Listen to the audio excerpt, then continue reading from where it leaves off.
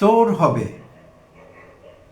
আমি যখন কলেজে পড়ি তখন একদিন গুলিস্তানে গোলাপ শাহের মাজারের কাছ দিয়ে পাস করছিলাম, কোথাও যাচ্ছিলাম। তো জটাধারী লাল কাপড় গায়ে পেঁচানো এক সাধু বাবা আমাকে ধরে ফেললেন হঠাৎ, এবং দুটো শব্দই তিনি উচ্চারণ করেছিলেন, তোর হবে।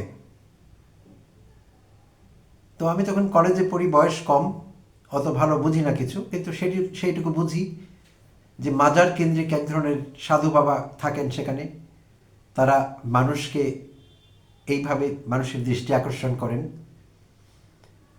তো আমারও দৃষ্টি তিনি আকর্ষণ করেছিলেন।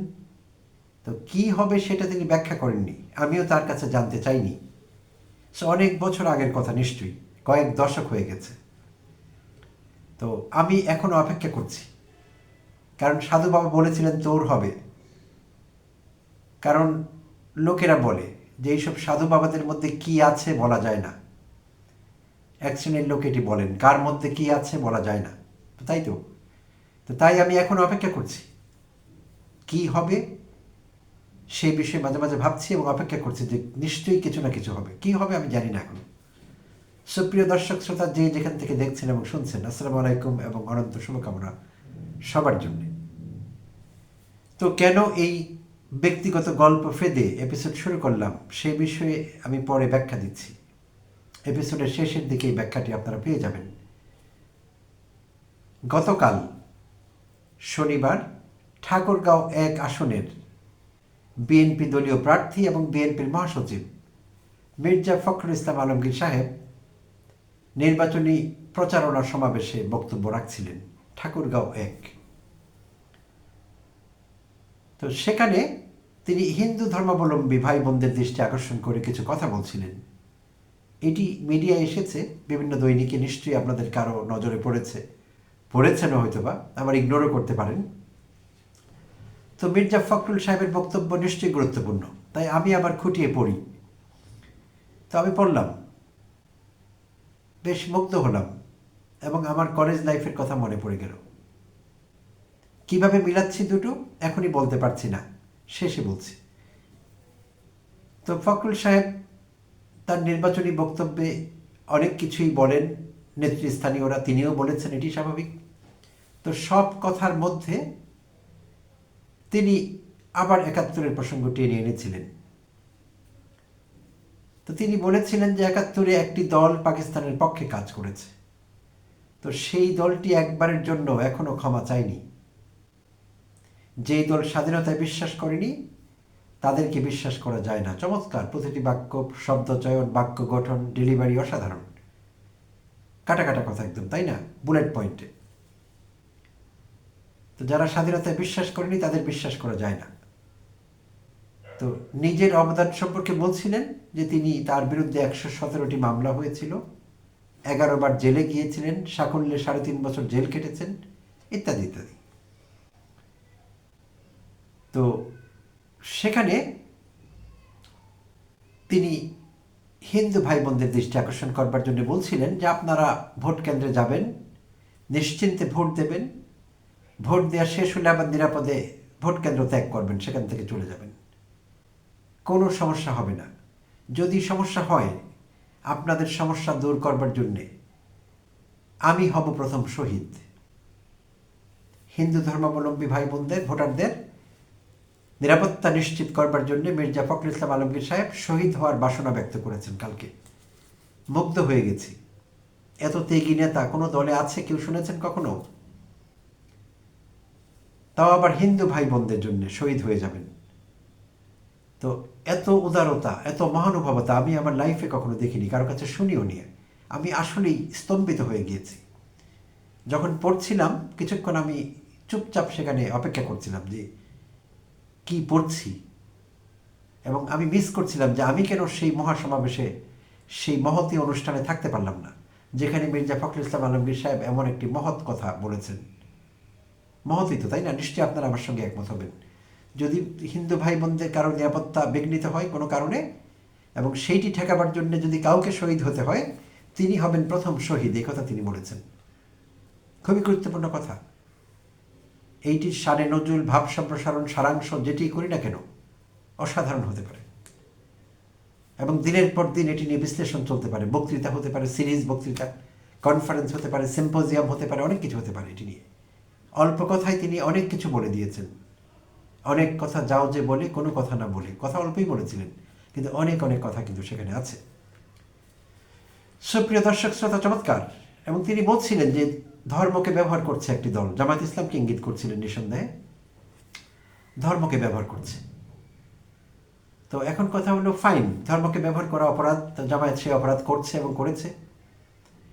তো যিনি এই বক্তব্য দিলেন, মির্জা ফখরুল ইসলাম আলমগীর, 2-3 সপ্তাহ আগের কথা, তিনি একটি সমাবেশে বলেছিলেন যে এই দেশে কোরআন সুন্নাহর পরিপন্থী কোনো আইন হবে না।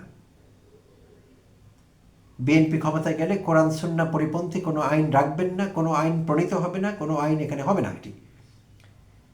কিন্তু আসলে দেশটি যে আইনে চলছে, শুধু বাংলাদেশ না, পৃথিবীর বেশিরভাগ দেশ যে আইনে চলছে এটি কোরআনিক আইন না, কোরআন সুন্নাহর পরিপন্থী এগুলো। বাংলাদেশও চলছে যুগ যুগ ধরে, স্বাধীনতার পর থেকে ধরলে 54 বছর ধরে, ভারতীয় উপমহাদেশ ধরে ধরে টান দিলে 200 বছর, আরও পেছনে গেলে। তো এখানে কোরআন সুন্নাহর আইনে এই ভূখণ্ড পরিচালিত হয়নি কখনো, এখনো হচ্ছে না। তো এইটি কি রাজনীতিতে ধর্মের ব্যবহার না, যে বিএনপি ক্ষমতায় গেলে কোরআন সুন্নাহর আইনের পরিপন্থী কোনো আইন করবেন না?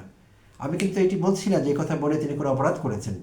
মুসলিম হিসেবে তিনি এমন কথা বলতেই পারেন, একজন মুসলমানের এমন বাসনা থাকতেই পারে, অন্যদের কাছে সেটি যেমনই লাগুক শুনতে। যেমন ভারতের হিন্দুরা যখনই রাম রাজত্ব, রাম সীতা এসব প্রসঙ্গ ওঠে, কিংবা বিজেপি আরএসএস ঘরানার বিজেপি তাদেরকে স্বর্গের স্বপ্ন দেখায়, লোভ দেখায়, স্বর্গের নামে কোনো কিছু বলা হয়, ভারতের মানুষ বেশিরভাগ যারা হিন্দু ধর্মাবলম্বী তারা উৎফুল্ল হন, উচ্ছ্বসিত বোধ করেন, এলিভেটেড হয়ে ওঠেন, এটি হয়ে থাকে ধর্মীয় আবেগ। তো তেমনি মির্জা ফখরুল ইসলাম আলমগীর সাহেব এটি বললে দোষের কিছু না, কিন্তু যেই অপরাধে তিনি জামায়াত ইসলামকে দোষী সাব্যস্ত করলেন যে একটি দল ধর্মকে ব্যবহার করছে, ফখরুল সাহেব কি করলেন? এটি কি ধর্মের ব্যবহার না? আচ্ছা, তো শুধু এবার না, আর উনি একা কেন, বিএনপির কোন নেতা ধর্মকে ব্যবহার করছে না? এই যে নির্বাচনী সমাবেশগুলিতে যাচ্ছেন, তারা বক্তব্য দিচ্ছেন, সেখানে কি ধর্মের ব্যবহার হচ্ছে না? কম বেশি হচ্ছে। তো কেউ আগে কখনো টুপি মাথায় দেননি, কখনো নামাজ পড়বার সময় হয়তো দিয়েছেন, অন্য সময় দেননি। এখন নির্বাচনী সমাবেশে টুপি মাথায় দিয়ে দাঁড়ান। বিএনপির বহু নেতা মাথায় টুপি, পাঞ্জাবি, আগে কখনো পাঞ্জাবি পরেননি, ছেঁড়া জিন্স পরতেন, টি শার্ট পরতেন, স্টাইলিশ মানুষ।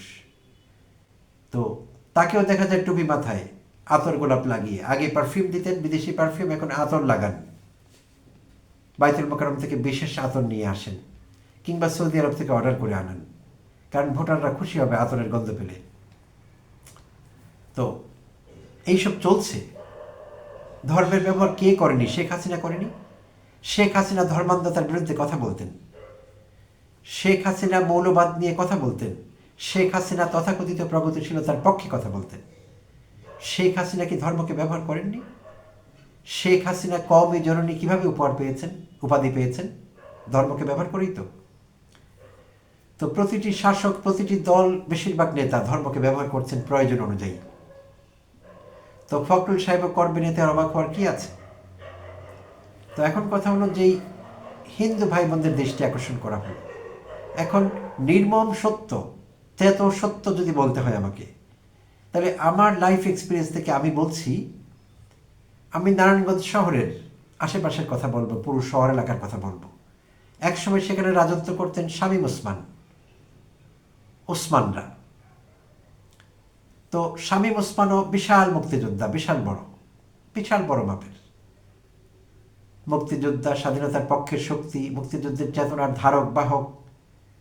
তো আসলে তিনি কে, এখন দেশের মানুষ কিন্তু টের পাচ্ছে। এত বড় মুক্তিযোদ্ধা, এত বড় দেশপ্রেমিক এখন কিন্তু নারায়ণগঞ্জে থাকতে পারেন না, এখন না, আগে থেকেই নেই। এখন কেউ হয়তো বলবেন আওয়ামী লীগ করতেন উনি, নারায়ণগঞ্জে কী করে থাকবেন, এখন তো আওয়ামী লীগের দুর্দশা যাচ্ছে। নারায়ণগঞ্জে কিন্তু আইবিও ছিলেন, সেলিনা আক্তার আইবি, নারায়ণগঞ্জের মেয়র, তাকে কিন্তু পালাতে হয়নি। আইবি নারায়ণগঞ্জে থাকতে পেরেছিলেন আওয়ামী লীগ করেও, আইবির কোনো সমস্যা হয়নি। হ্যাঁ, পরবর্তীতে আইবিকে কোনো মামলায় আইবি জড়িয়ে গেছেন, এখন জেলে আছেন, সেটি ভিন্ন প্রসঙ্গ। তো আমি ব্যক্তিগতভাবে জানিও না আসলে আইবি কোন অপরাধে জেলে আছেন। আমার কাছে বরাবরই এটি প্রশ্নবোধক চিহ্ন ছিল। আইবি জেলে যাওয়ার মতো কোনো কাজ করেছিলেন বলে আমার জানা ছিল না। আমার জানার বাইরেও তো অনেক কিছু ঘটে দুনিয়াতে, হতে পারে ছিল, বাট আমি জানতাম না। তো রিলেটিভলি ক্লিন ইমেজের মানুষ ছিলেন আইবি, আওয়ামী লীগ করলেও। তাই তিনি আওয়ামী লীগের পতন হলে হাসিনা পালিয়ে গেলেও একদিনের জন্য তাকে পালিয়ে থাকতে হয়নি, তিনি নারায়ণগঞ্জ শহরে ঘোরাফেরা করতেন। তো যাই হোক, তো শামীম ওসমানরা নারায়ণগঞ্জে থাকেন না। কেন শামীম ওসমানের কথা বলছিলাম? শামীম ওসমান হিন্দুদের বড় রক্ষক ছিলেন, সংখ্যালঘুদের বিশেষভাবে, সনাতন ধর্মাবলম্বীদের। অথচ আমার লাইফ এক্সপিরিয়েন্স, আমি নারায়ণগঞ্জ শহর ভালোভাবে চিনি। নারায়ণগঞ্জ শহরে বেশ কয়েক বছর আমার থাকা হয়েছে, ওই এলাকায় আমার নানি বাড়ি। তো সব কিছু মিলিয়ে আমি খোঁজখবর রাখি আর কি নারায়ণগঞ্জের। তো শামীম ওসমান গং হিন্দু পরিবারদের কাছ থেকে টাকা তুলতেন, চাঁদা নিতেন রাতের অন্ধকারে, আন্ডার দ্য টেবল। কেন? তাদেরকে রক্ষা করবেন। অথচ শামীম ওসমানের চেলাপেলারা, ছাত্রলীগ, যুবলীগ, আওয়ামী লীগের নেতৃবৃন্দ নারায়ণগঞ্জের সংখ্যালঘুদের উপর যে পরিমাণ অত্যাচার নির্যাতন করেছে, কখনো জায়গা দখল, কখনো অন্য কোনো ফরম্যাটে, আর কোনো দল, অন্য সব দল মিলিয়ে যদি হিসেব করা হয়, কারোর সঙ্গে সমষ্টির সঙ্গে সেটি মিলবে না, একাংশ হবে না। আওয়ামী লীগের দ্বারা, এই মুক্তিযুদ্ধ চেতনা ব্যাপারীদের দ্বারা সংখ্যালঘুরা যতটা নির্যাতিত হয়েছিলেন। যদি নারায়ণগঞ্জের কোনো সংখ্যালঘু ভাই বোন আমার এই ভিডিও দেখছেন, তা দয়া করে কমেন্টে জানাবেন আমি ঠিক বলছি কিনা। ইয়াঙ্গার হলে আপনি হয়তো ভালো বলতে পারবেন না, এই প্রজন্মের হলে। আপনি একটু আগের প্রজন্মের হলে বলতে পারবেন তারা নারায়ণগঞ্জে কী করেছে। তো ধর্মের ব্যবহার তারাই বেশি করেছে আসলে। শামীম ওসমানকে আপনারা অনেকদিন ধরে দেখেছেন, ওয়াজ করেও বিখ্যাত হয়েছেন। বিভিন্ন জায়গায় ওয়াজ করতেন, মৌলানা সাহেবদের হাত থেকে মাইক কেড়ে নিতেন, নিয়ে তার ফরম্যাটে তিনি ওয়াজ করতেন। বিশাল মৌলানা, বিশাল ধর্মীয় ব্যক্তিত্ব। আচ্ছা, তো এখন বিএনপি কি করেছে? বিএনপির বিরুদ্ধেও কিন্তু সংখ্যালঘু নির্যাতনের অভিযোগ আছে, ভালো রকমের অভিযোগ আছে, এবং সেগুলো ডকুমেন্টেড, ক্যান বি সাবস্টেন্সিয়েটেড, এগুলো প্রমাণ করা যেতে পারে, অভিযোগ আছে। তবে হ্যাঁ, আওয়ামী লীগ যতটা করেছে বিএনপি ততটা করেনি, বাট করেছে। বিএনপির হাতেও সংখ্যালঘুরা, বিশেষভাবে হিন্দু সম্প্রদায়ের লোকেরা বেশ নির্যাতিত হয়েছে বিভিন্ন সময়, বিএনপি যখন ক্ষমতায় ছিল, কিংবা বিএনপি যখন পাশ করতে পারেনি তখনও, এরকম বিভিন্ন সময় আর কি উপলক্ষ বুঝে এই জাতীয়তাবাদীদের দ্বারাও হিন্দুরা নির্যাতিত হয়েছে। তখন মির্জা ফখরুল সাহেব কোথায় ছিলেন? তিনি কি দলের বিরুদ্ধে দাঁড়িয়েছিলেন? সিংহের মতো গর্জন করে উঠেছিলেন যে আমি মুক্তিযুদ্ধের পক্ষের শক্তি, আমি 171টা 17টা মামলার আমার বিরুদ্ধে হয়েছিল, 11 বার জেলে গেছি, 3.5 বছর জেল কেটেছি, এই দেশে কোনো সংখ্যালঘু নির্যাতিত হতে পারবে না, আমি সেটি সহ্য করব না, দলের বিরুদ্ধে অবস্থান নিয়েছিলেন কখনো তিনি বা তার কোনো নেতা? আমাদের জানা নেই, আর নেবার কোনো কারণও নেই, কারণ দলের বিরুদ্ধে তিনি যাবেন না, যেতে পারবেন না। তো এখন তিনি যা করছেন, তিনিও ধর্মের ব্যবহার করছেন যত্রতত্র, এবং তার দলের নেতৃবৃন্দ বিভিন্ন জায়গায় ধর্মের ব্যবহার তারা করছেন, এবং বক্তৃতা দেওয়ার সময় বিভিন্ন সময় ধর্মীয় প্রসঙ্গ টেনে নিয়ে আসছেন।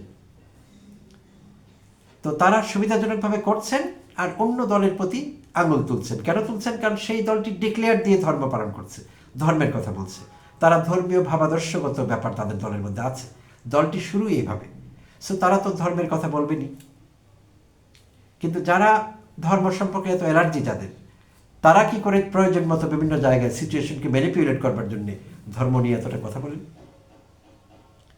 আর গতকাল মির্জা ফখরুল সাহেব যেটি বললেন, পুরো বক্তব্যের সারমর্ম, যে হিন্দুদের স্বার্থ রক্ষার্থে, হিন্দুদের নিরাপত্তা বিধানে যদি কাউকে শহীদ হতে হয়, আমি হব প্রথম শহীদ, এই যে মহান কথা তিনি গতকাল বললেন, বাহ,